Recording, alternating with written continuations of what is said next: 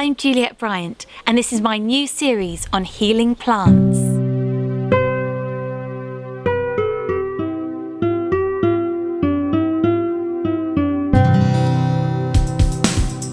Oh yeah, the healing power plants, oh yeah. The healing power plants, Another one of my oh personal yeah. favourites, reishi mushrooms. The healing power plants, oh yeah. With Juliette.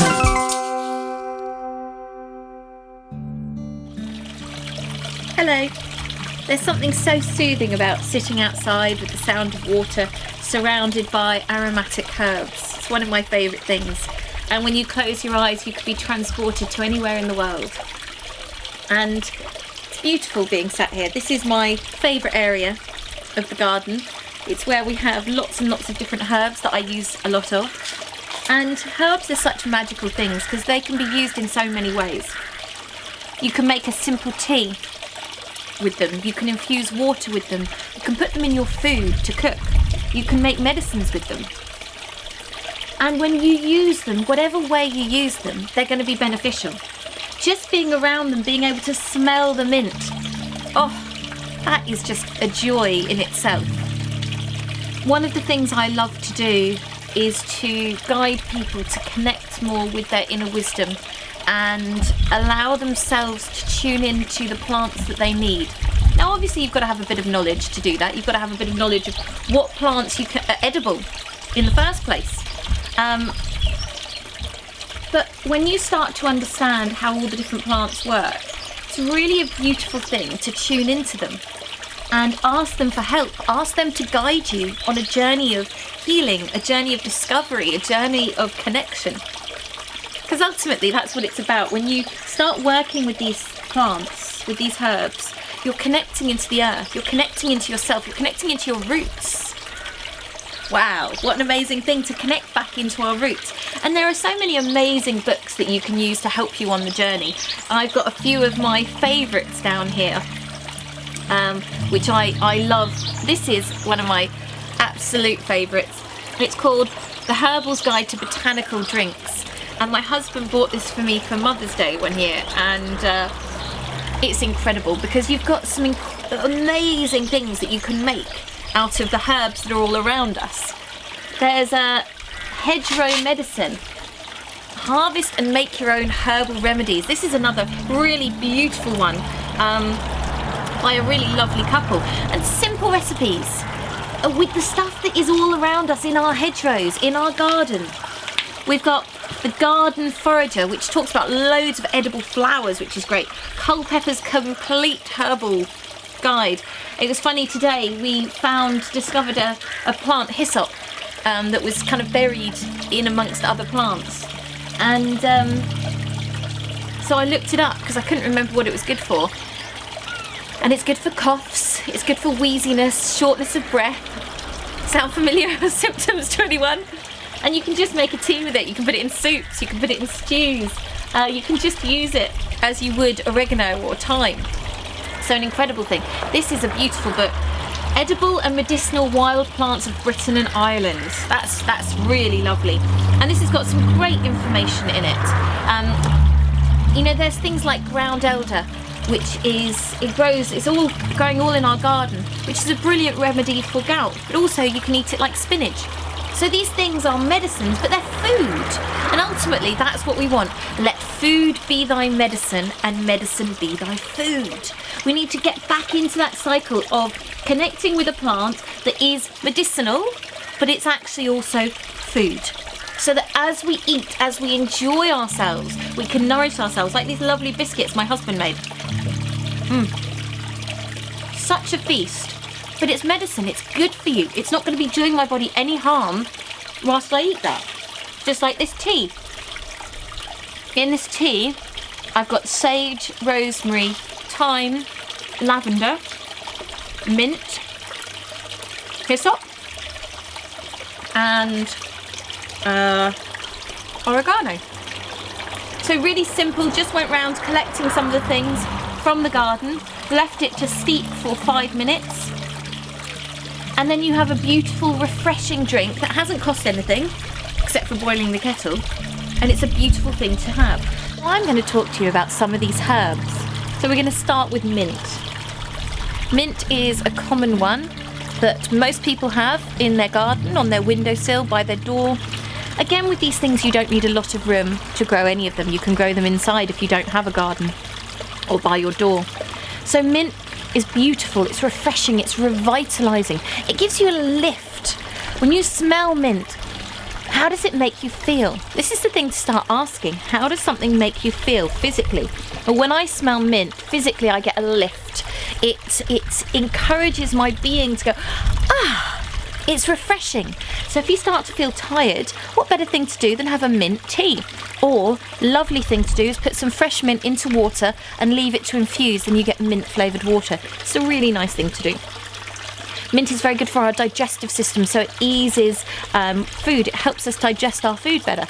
Eases flatulence, so that's a really nice thing to have on a regular basis. Now, you can just get the leaves and munch on them. You can put them in smoothies. You can make a soup with them. Mint and pea soup, really nice. Or nettle and mint soup. Now that's a good combo. So when you eat it, how does it make you feel? It's really good to start tuning in. How does something actually make you feel? So mint, we've got thyme is another one of my favourites. Let's just get a bit of thyme for you. So thyme has got quite a pungent aroma, doesn't it? It's got a strong smell to it.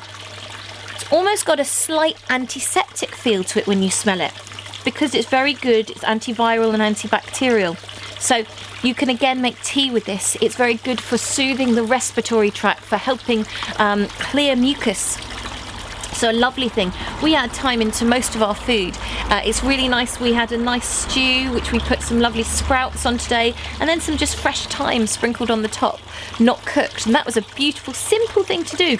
And that's the thing. It doesn't have to be complicated. Using herbs, you doesn't have to be rocket science. Just sprinkle some on top of your food, and then you get the medicine. Then you get the magic that is all around you. So we've got lavender over there.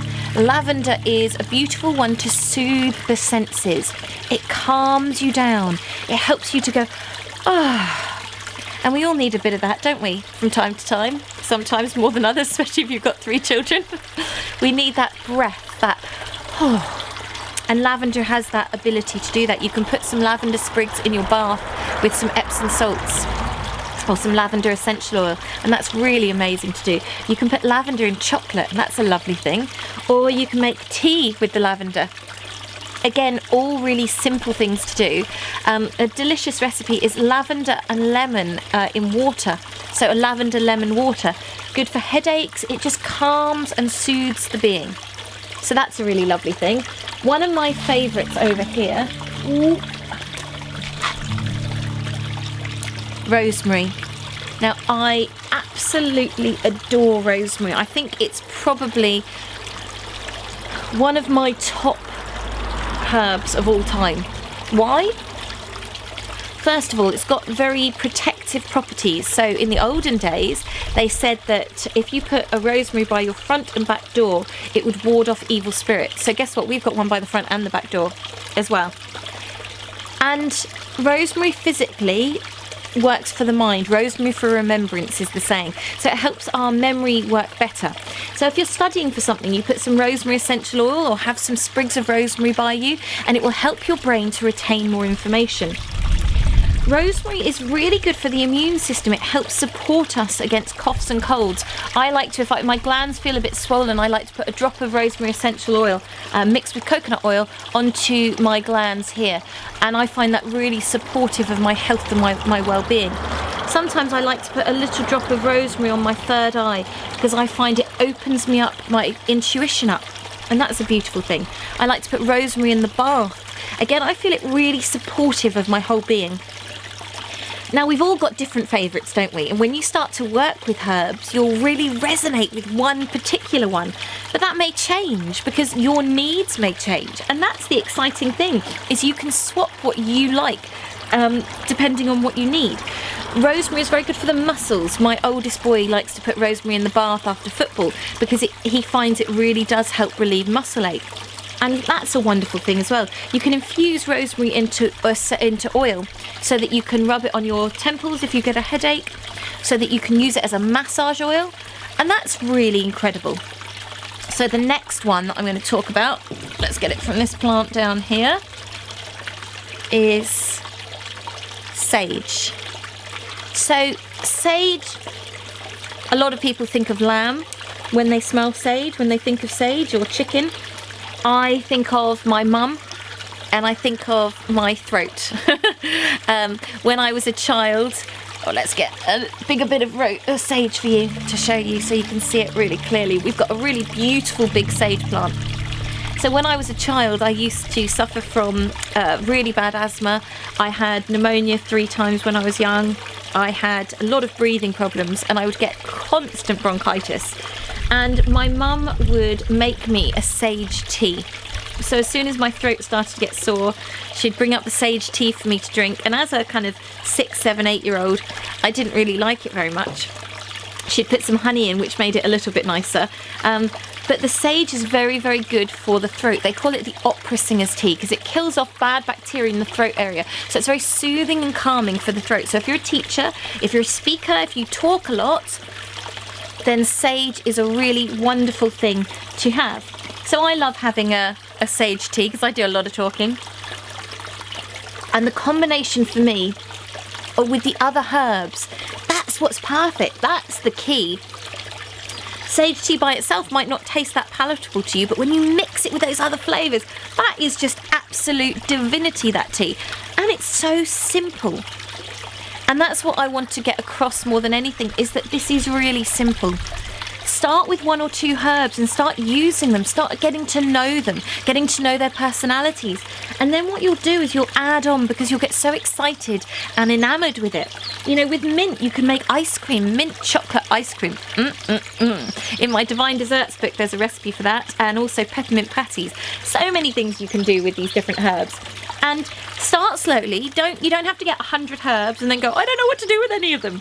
Just start with the basics. So someone sent me a message the other day. Lots of people are now getting into gardening, aren't they? Because they've got more time on their hands. And this person said, what are the essential herbs to start with? And I said rosemary, sage, thyme, oregano and mint. It's 5. I said, get going with those.